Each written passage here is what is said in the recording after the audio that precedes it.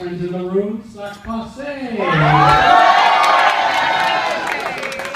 All right. This is great because this is the time of the evening where I get to hold the entire wedding hostage for as long as I love.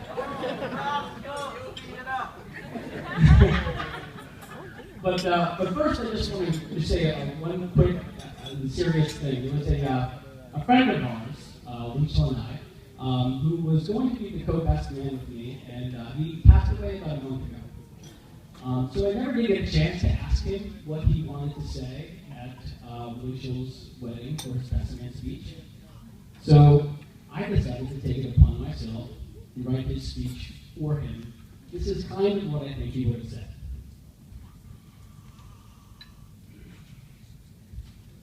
So this is our friend Sean Tibbs. I've known Winchell since 1988, when we worked together at Little Caesars Pizza in Brockton.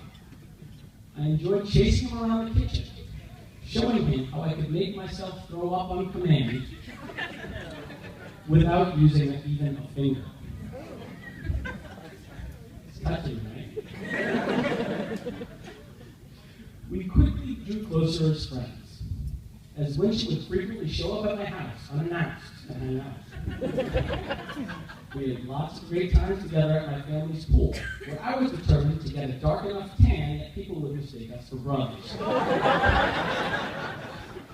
We've run road races together, gone on vacations together, and have had countless arguments over who's the better quarterback, Drew Bledsoe or Tom Brady.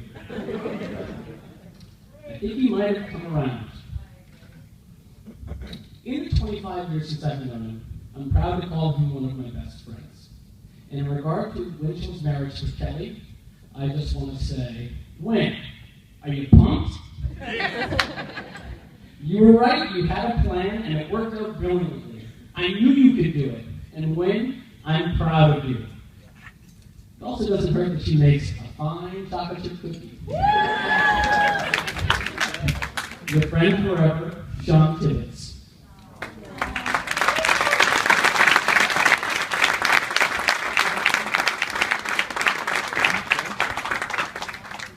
That was Sean. This is Scott. So before I begin, I just want to let you guys in on a little secret. Winchell and I had this marriage pact that if neither one of us found someone to marry by the age of 42, we would marry each other. Thank you, Kelly. You cut it close.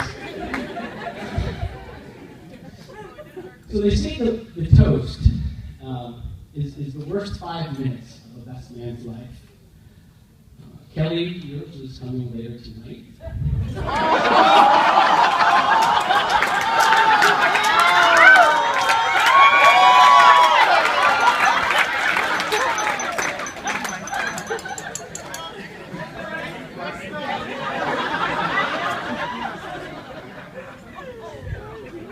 Okay.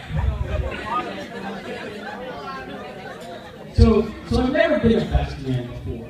And if you're lucky, you get to do it once. If you're really lucky, maybe you get to do it twice. This is my first time ever being the best man. So I really wanted to write a really good best man speech. But I know nothing about marriage. I am less qualified to talk about marriage than Paula Dean is to talk about diet tips.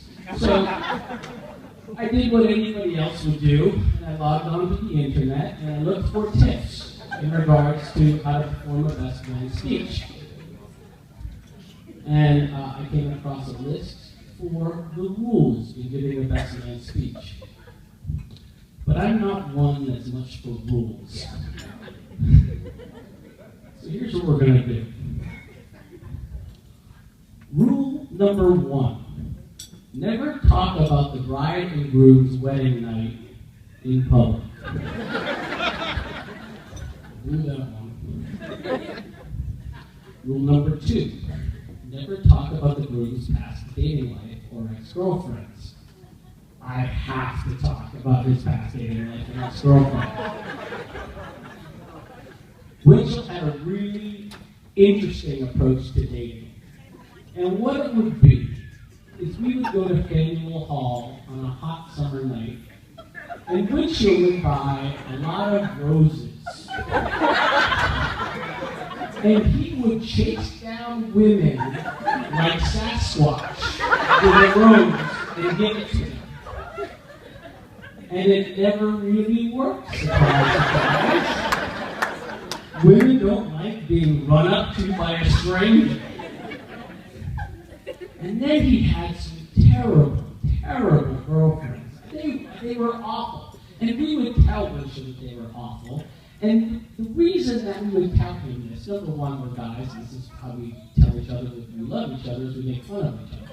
But we knew that there was somebody better out there for him. And when he finally found Kelly, we're like, that's the one.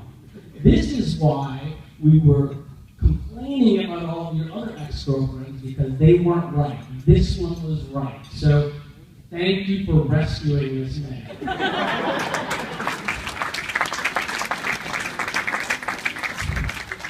Rule number 3. Regardless of the circumstance, never, ever sing a song for the best of my speech. Especially if you have a voice as bad as mine. So if you would help me out here. Lyrics by Scott Monroe.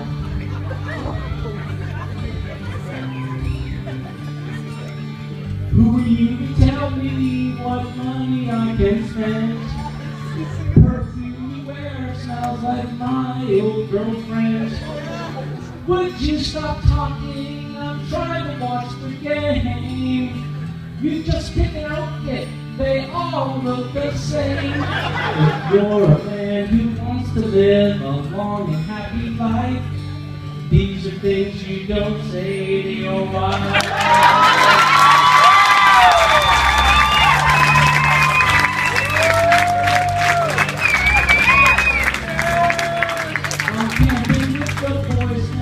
On your birthday, I didn't ask you because I knew we'd be okay. I have to flirt with girls because I'm a DJ. When looking at your hair, I'm seeing little gray. If you're a man who wants to live without stress and strife, these are things you don't say to your wife.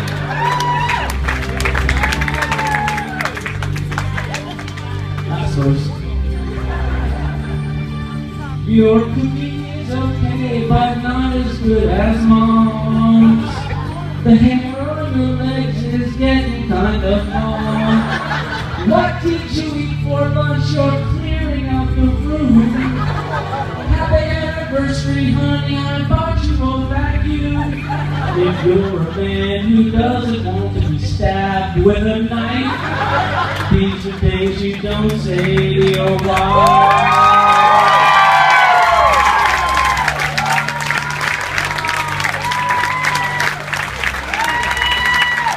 If you're a man who wants to live a long and happy life, these are things you don't say to your wife.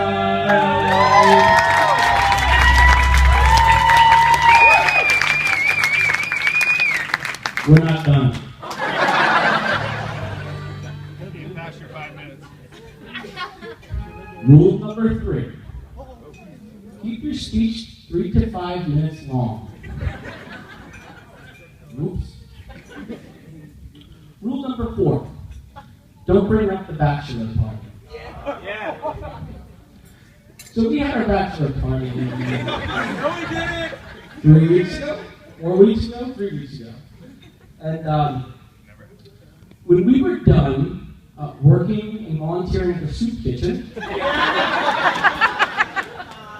and we were in the car driving to our yoga class, I had a conversation with Winchell, and I said, how did you know that Kelly was the one? And he thought about it for a while, and he might have been sleeping. I'm really sure. But he finally, he really was digging deep, trying to figure it out. And he finally said, you know what? It's that I know she has my back. She has my back no matter what. And so I know Winchell has your back. And I know we all have your back. So I want to wish you a lovely marriage. And let's raise our glass and cheer Winchell and Kelly on a wonderful marriage. Thank you.